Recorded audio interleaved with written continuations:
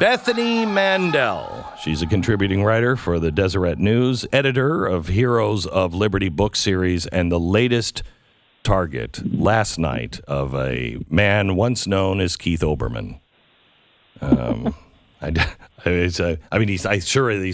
still his name, but most people don't know his name anymore. We'll get into that here in a second. Bethany, welcome.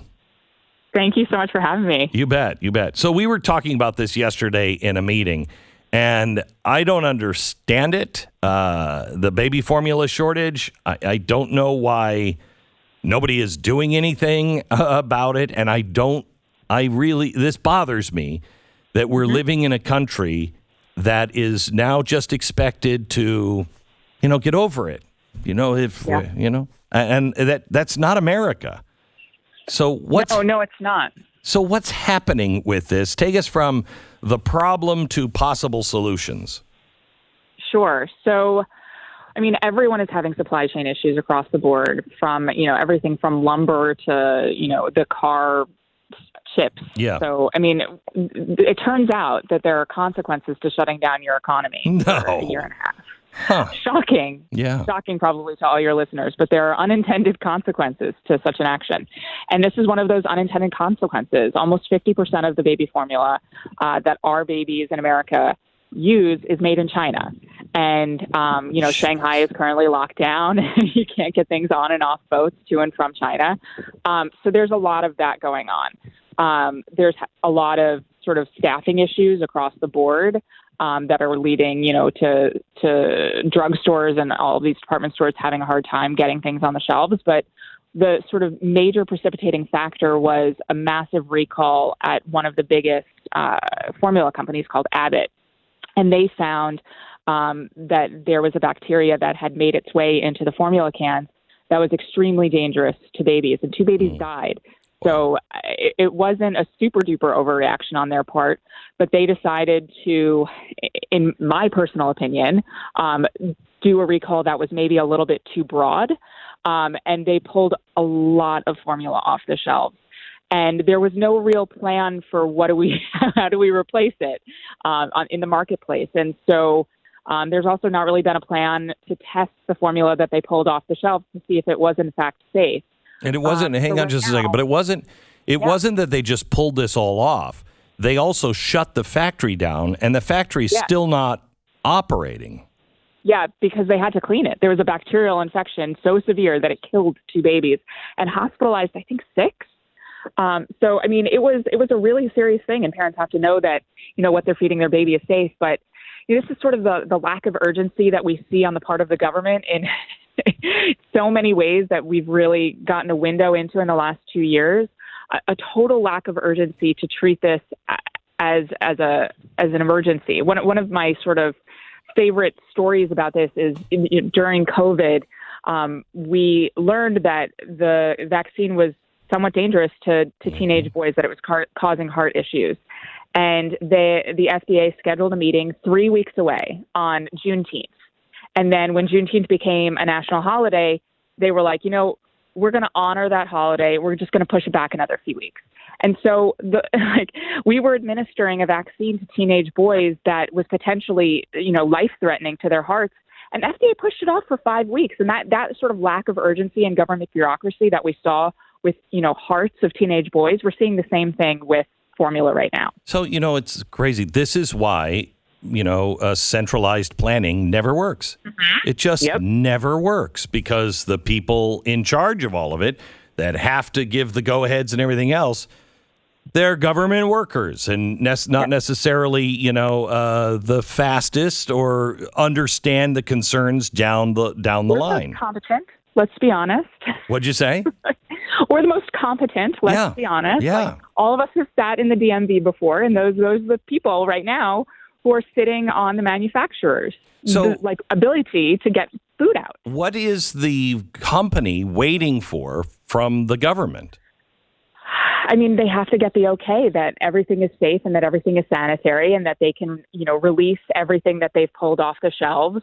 So they have completed, the company has completed everything it was supposed to. We're just waiting for inspectors? Basically, yeah. Oh my gosh. So, I mean, they are ramping up. They say, I mean, the issue is also, they are ramping up production, but they're afraid to sort of pour more money into it because then it's going to increase the cost of formula, which has already gone up significantly with inflation. And so, this is something the Biden administration can do. They can say, we will pay the difference. We will get more people in so that you're running 24/7, and we will foot the bill. We need affordable formula produced right now today, and we will do whatever it takes to make that happen because this is a priority and babies are our most precious natural resource. And you're not hearing that from the Biden administration.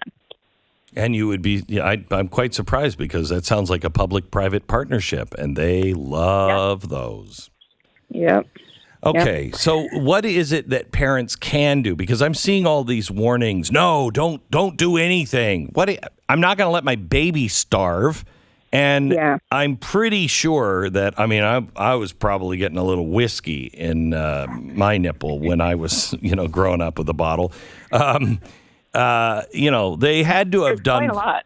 Pardon me? It does explain a lot. But there had to be things that, we were feeding our kids back in the day before formula that we can do again. Not for every child, the special needs children, but for the regular baby.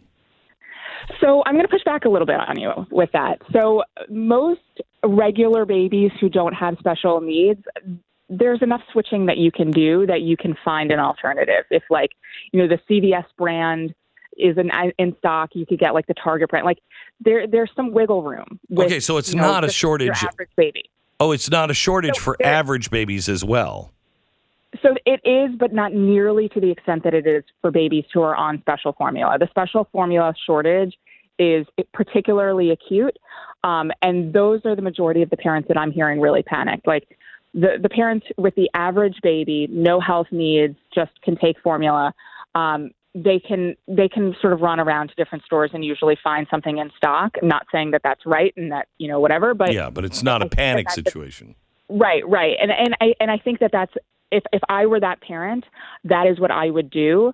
The formulation of formula is really specific, and there are a lot of different minerals and nutrients that are in there that you can't just do at home, or you might not get precise. I spoke to a pediatrician actually in Texas. Her name is Whitney Morgan, and she told me, I've seen babies come into my office, and I've seen babies die when I was working in a hospital. Their parents tried to stretch a formula can and put more water in, and it messes up their electrolytes very quickly, and it can lead to hospitalization and death more easily than I think anyone wants to consider. But also one of the sort of scary things is, all of these recipes, and I sent her one of those recipes, and I said, what do you think about this? Sort of break down the recipe. And she said it is lacking in a couple nutrients that, in the short term will absolutely keep a baby alive, but in 5 months, we're going to notice some cognitive issues that are now, permanently in place because this baby was not getting the brain food that they needed, basically. So, a lot of people, grew up on this homemade formula, but a lot of people didn't grow up. There's a lot of room for error, and we saw that room for error with what happened in the Abbott formula company.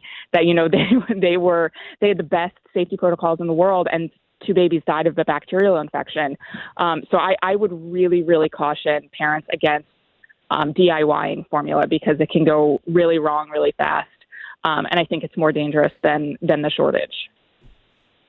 That's not an answer I wanted. Sorry. But I'm glad you told me the truth.